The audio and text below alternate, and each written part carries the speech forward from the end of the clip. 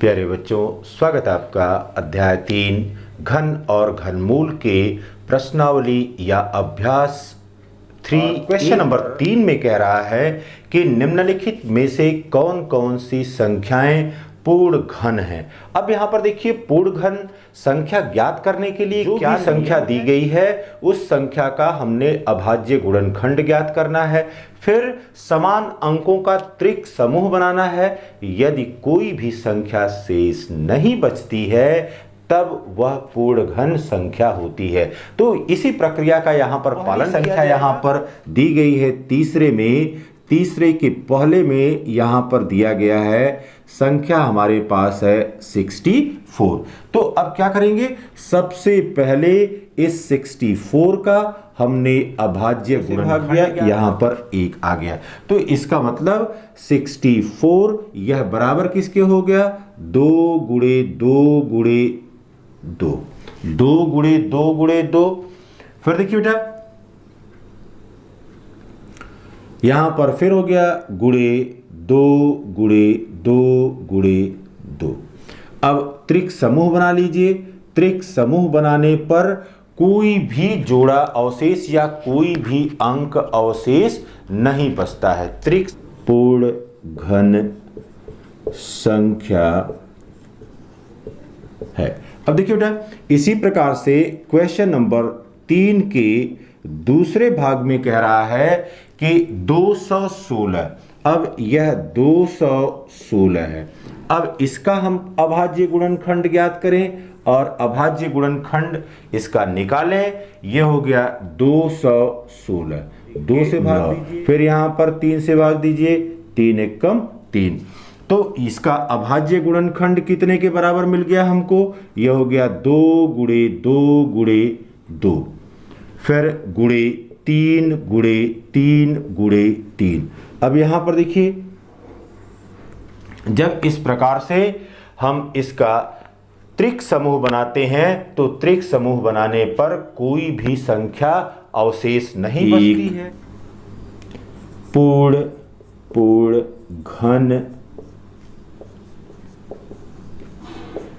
संख्या third part में दिया गया है और जो अंक दिया गया है वह 243 दिया गया है। तो थर्ड पार्ट में अंक है 243 और 243 का जब अभाज्य गुणनखंड हमने निकाला तो यह हमको मिल गया 3 गुणे 3 गुणे 3 गुणे 3 गुणे 3। अब यहां पर देखिए बेटा, त्रिक समूह बना लीजिए। अब यहां पर त्रिक समूह नहीं बन रहा है, अतः पूर्ण घन संख्या नहीं है। अतः यह पूर्ण घन संख्या नहीं है। फिर देखिए बेटा, तीसरे के चौथे में पर अंक दिया गया है 900 और 900 का जब हमने अभाज्य गुणनखंड निकाला तो यह हमको आ गया 2 गुणे 2, 2 गुणे 2 गुणे 3 गुणे 3, 3 गुणे 3 गुणे 5 गुणे 5। अब यहां पर देखिए बाबू, यहां पर हमको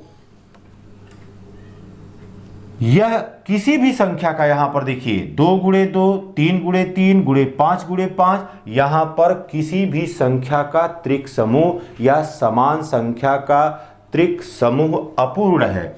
900 यह पूर्ण घन संख्या यह नहीं है। तो यह पूर्ण घन संख्या नहीं हो जाएगी।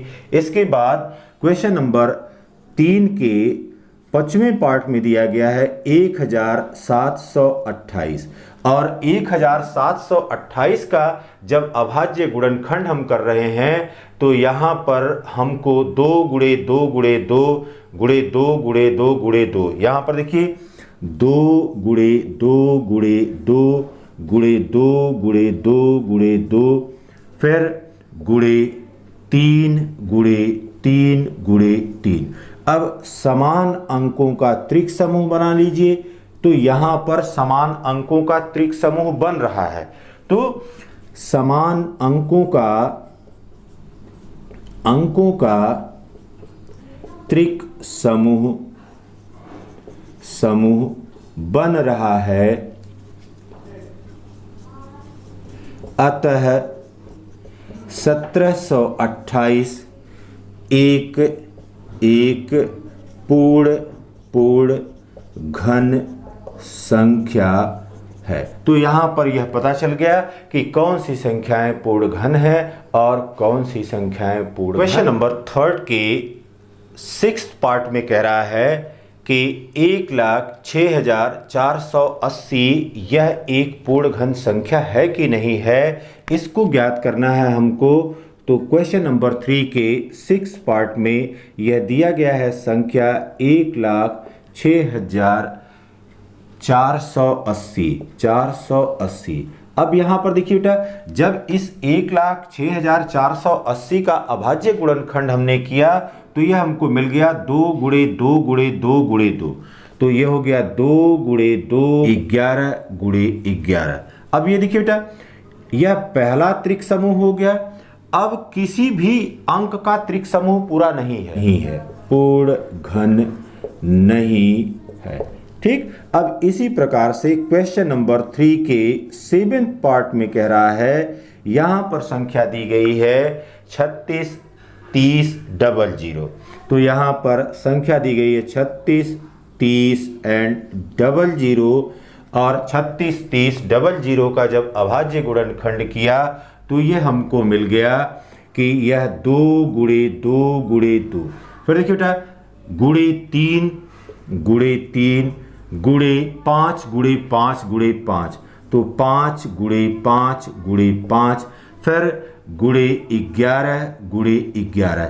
अब समान खंडों का आप त्रिक समूह बना लीजिए। देखिए यहां पर इसका त्रिक समूह नहीं पूरा है, यहां पर इसका त्रिक समूह नहीं पूरा है, इसलिए यह भी पूर्ण घन संख्या नहीं है। तो पूर्ण घन संख्या यह भी नहीं है। इस प्रकार से आप इस नियम का अनुपालन करते हुए अभाज्य गुणनखंड ज्ञात करके समान अंकों के त्रिक समूह बना करके देख लेंगे। यदि सभी समान अंकों के त्रिक समूह बन रहे हैं तो वह संख्या एक पूर्ण घन संख्या होगी। Have a nice day.